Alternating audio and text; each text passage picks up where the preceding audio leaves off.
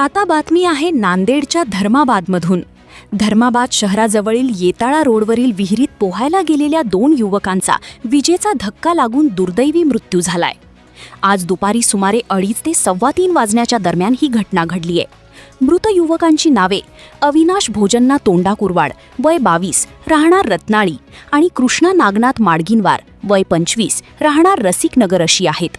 प्राथमिक माहितीनुसार दोघेही युवक विहिरीत पोहण्यासाठी उतरले असता पाण्यात विद्युत प्रवाह उतरल्याने त्यांना जोरदार विजेचा धक्का बसला आणि या दुर्दैवी घटनेत दोघांचा मृत्यू झाला। घटनेची माहिती मिळताच परिसरातील नागरिकांनी मोठी गर्दी केली, तसेच पोलिसांनी तत्काळ घटनास्थळी धाव घेत मदतकार्य सुरू केले।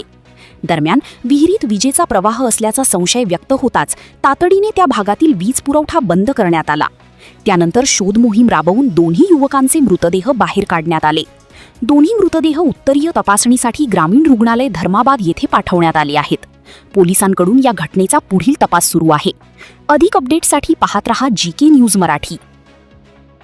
तुम्ही पाहत आहात महाराष्ट्राच्या कुशीतलं जीके न्यूज मराठी, सात जनतेची, भूमी महाराष्ट्राची।